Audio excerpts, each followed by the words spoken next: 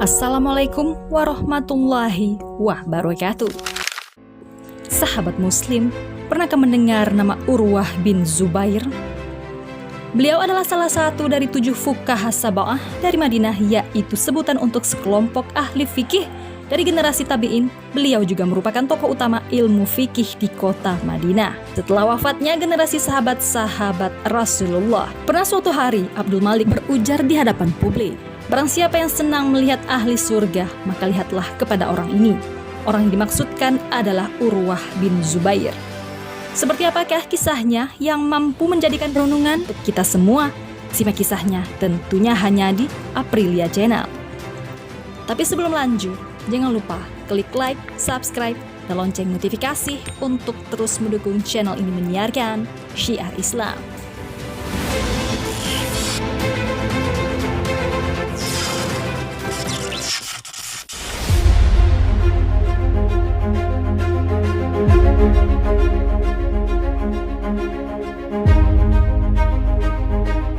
Urwah bin Zubair, nama lengkapnya adalah Abu Abdillah Urwah bin Zubair bin Awam bin Khuwailid bin Asad bin Abdil Uzza bin Kushay bin Kilab al-Quraisy al-Asadi al-Madani al-Ta'abi al-Jalil.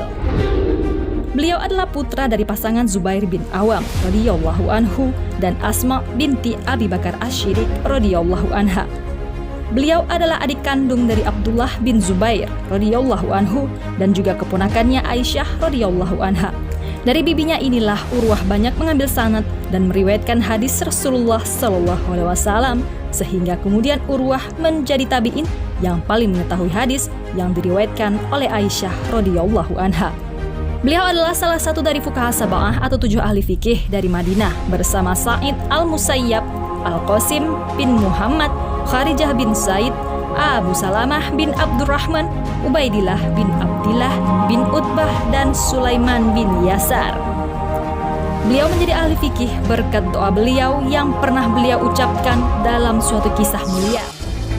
Pagi itu, matahari memancarkan benang-benang cahaya keemasan di atas Baitul Haram, menyapa ramah pelatarannya yang suci di Baitullah. Sekelompok sisa-sisa sahabat Rasulullah sallallahu alaihi wasallam dan tokoh-tokoh tabi'in tengah mengharumkan suasana dengan lantunan tahlil dan takbir, menyejukkan sudut-sudutnya dengan doa-doa yang soleh.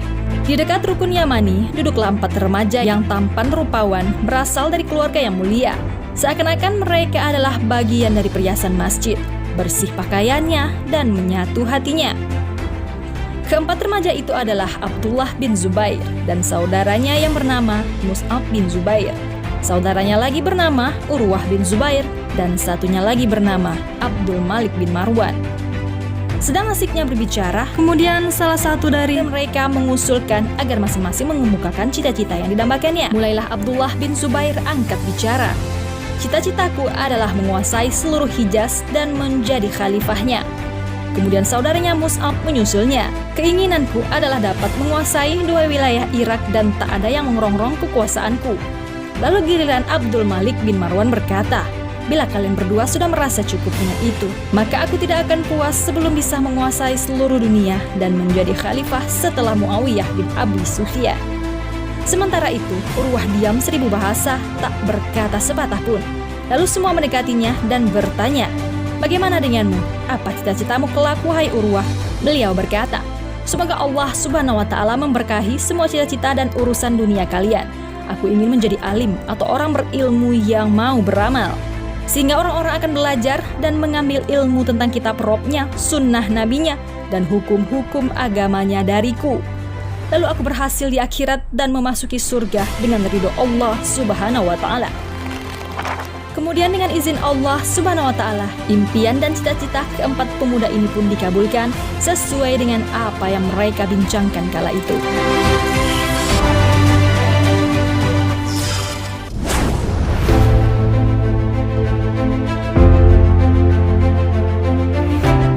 Kisah selanjutnya yang pernah dialami Urwah adalah ketika Allah menguji keimanan dan ketakwaan beliau yang mungkin tak banyak orang sekarang ini sanggup menghadapinya.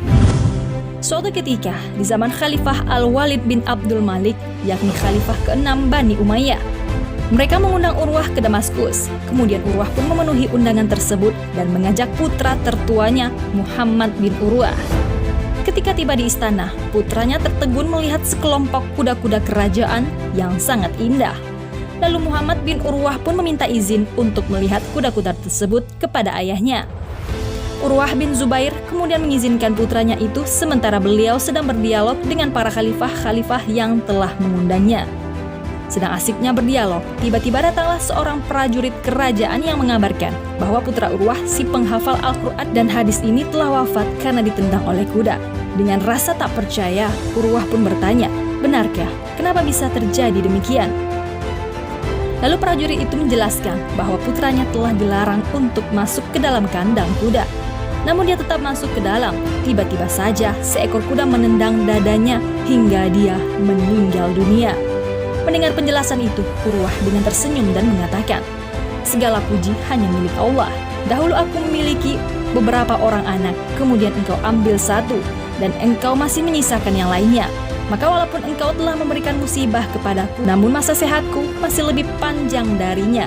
Dan walaupun engkau telah mengambil salah seorang anakku, maka sesungguhnya engkau masih menyisakan yang lain. Kemudian beliau pun membawa jenazahnya untuk dimandikan, disolatkan hingga dikuburkan. Namun para khalifah heran, baru kali ini mereka melihat ada orang yang tersenyum di saat kepergian seseorang yang tersayang. Tak hanya sampai di sini, lalu Allah pun menguji keimanan Urwah lagi. Di saat beliau selesai memasukkan jenazah putranya ke dalam liang kubur, tiba-tiba kaki beliau memar. Lalu ketika beliau hendak berjalan, kaki beliau terasa berat untuk melangkah. Kemudian Al-Walid memanggil tabib untuk mengobati kaki Urwah. Sang tabib pun berkata, Urwah, kamu terkena penyakit gargarina, yaitu penyakit yang berasal dari tanah, dan apabila mengenai tubuh, maka tubuh yang terkena harus dipotong agar tidak menyebar ke bagian tubuh yang lain dan tidak ada jalan lain selain dipotong. Dengan penuh keimanan, Urwah pun bersedia melakukannya. Namun sang tabib memerintahkan Urwah agar meminum khamar yang tujuannya adalah untuk menghilangkan kesadaran, agar ketika kaki beliau dipotong tidak akan merasakan sakit. Seketika dengan tegas Urwah menolaknya. Demi Allah, selama hidup ini aku tidak pernah merasakan minuman haram tersebut. Aku tidak akan meminumnya. Mendengar jawaban Urwah, sang tabib pun bingung bagaimana caranya agar kaki Urwah tetap dipotong tanpa harus meminum khamar. Akhirnya tabib memanggil beberapa orang bertubuh kekar untuk membantunya memegangi Urwah agar tidak bergerak karena rasa sakit yang timbul akibat pemotongan kaki. Ada apa ini? Tanya Urwah. Mereka yang akan memegangimu saat kamu kesakitan, jawab tabib itu. Tidak perlu, aku hanya akan berzikir. Apabila wajahku sudah memerah, langsung potonglah kakiku, perintah Urwah. Kemudian Urwah pun langsung berzikir, Subhanallah, walhamdulillah, wala ilaha illallah, wallahu akbar. Dan seperti apa yang dikatakannya, wajahnya pun memerah. Sesuai perintah Urwah, tabib pun mulai memotong kaki Urwah. Namun Urwah tetap tenang dan mulutnya terus berzikir selama proses pemotongan kakinya hingga proses pun selesai. Lalu berkata sang tabib, sudah selesai. Alhamdulillah, jawab Urwah. Namun darah masih mengucur, kata tabib. Kami masih harus merendamnya di minyak panas agar darah berhenti keluar. Urwah dengan penuh keyakinan kepada Allah Subhanahu wa Ta'ala itu pun berkata, lakukanlah, aku akan berzikir seperti sebelumnya. Kemudian dipanaskanlah minyak hingga mendidih dan dicelupkanlah kaki Urwah yang mengucur darah itu ke dalam minyak tersebut. Seketika Urwah pun pingsan karena tak tahannya dengan rasa sakit yang beliau rasakan. Saat itu adalah satu-satunya hari di mana Urwah terhenti membaca ayat-ayat Al-Quran yang biasanya beliau selalu membaca 10 juz per hari, sehingga beliau dikenal dengan sahabatnya Al-Quran. Lalu setelah sadar, Urwah meminta potongan kakinya, kemudian beliau mengangkat kakinya dan berkata, demi Allah, selama hidup tak pernah sekalipun engkau melangkah ke tempat yang haram, dan sekarang engkau akan aku kembalikan kepada Allah sang pemilik. Maka jadilah engkau sebagai saksi di hari kiamat nanti.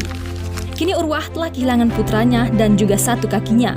Bersamaan dengan hal tersebut, di rumah khalifah datang satu rombongan Bani Abbas yang salah seorang di antaranya buta matanya.